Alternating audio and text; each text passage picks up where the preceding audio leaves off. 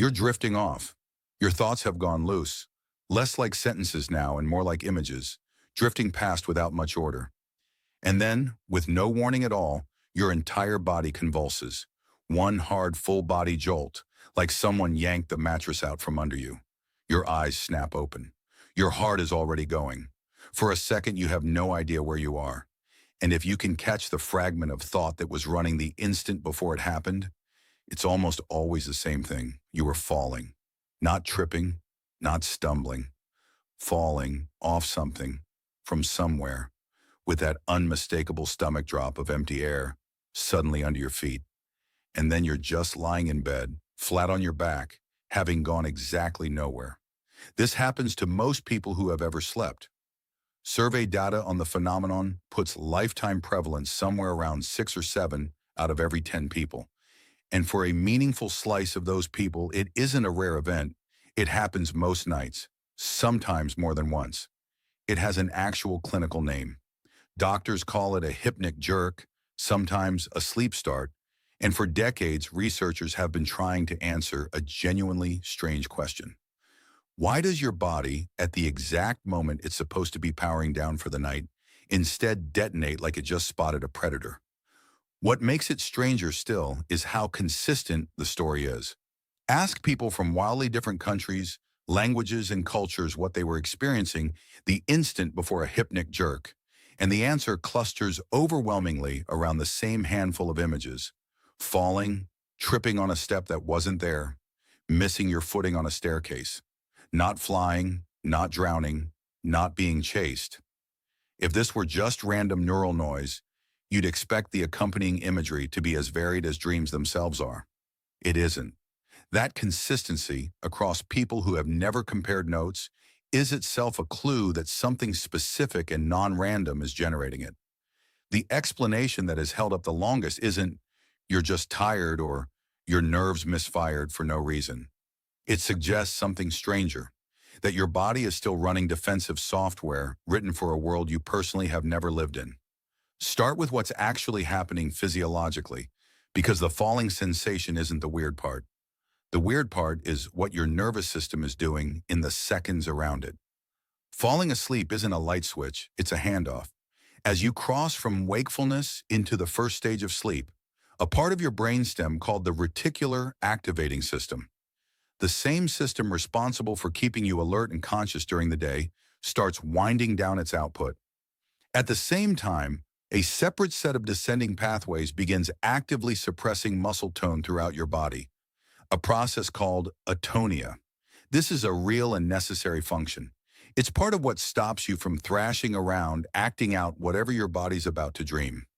Normally, these two systems, the one dimming your consciousness and the one dropping your muscle tone, hand off to each other smoothly in careful sequence, and you drift under without noticing a thing. Sometimes, though, the handoff isn't smooth. One system can shut down slightly faster or slower than the other, and for a brief window, your brain ends up in an odd, mismatched state, partially awake, but already receiving the signal that your muscle tone has dropped. And here's the part that explains the falling sensation specifically. A sudden drop in muscle tone, sensed from the inside, is not a neutral piece of information. It's one of the exact signals your brain uses while you're awake to detect that your body's losing its footing. If your knees buckle, if you slip on ice, if your balance genuinely fails, the very first internal signal is that same rapid loss of muscular support. So when your brain registers that signal during the botched handoff into sleep, it doesn't file it as harmless sleep transition. It files it as falling, fires a defensive motor reflex to catch yourself, and you jolt awake mid-collapse into a bed you were never actually falling out of. Doctors classify this reflex as physiological myoclonus, a category of brief, involuntary muscle contraction that's considered a completely normal, non-dangerous part of the nervous system's ordinary operation, the same broad family that includes a hiccup. It sits well apart from pathological myoclonus, the kind seen in certain seizure disorders, which is a different phenomenon entirely with different underlying causes. A hypnic jerk on its own, however dramatic it feels in the moment, isn't a sign anything is malfunctioning. It's also worth separating this from something people sometimes lump it together with, the classic falling nightmare that shows up deeper into a full dream. Those tend to happen during REM sleep, later in the night, wrapped in an entire unfolding story with characters in a setting. A hypnic jerk is different. It happens right at the doorway into sleep, in the first minute or two, often before a real dream has had time to build at all, more like a single flashbulb image than a scene. The jerk itself is the event. The falling sensation is just the label your brain slaps onto it in the half-second it has to explain what just happened. One of the earliest scientists to study this rigorously was Ian Oswald, a sleep researcher who published a detailed investigation into these sudden bodily jerks in the journal Brain back in 1959. Oswald wired sleeping volunteers with EEG electrodes tracking brain activity and EMG electrodes tracking muscle activity, then watched what happened as they crossed the actual boundary from waking into sleep. He documented the jerks appearing at precisely that transition point, not randomly throughout the night, and confirmed something that had mostly been treated as folklore before his work, that these jerks were reliably tied to a very specific, narrow window in the sleep onset process.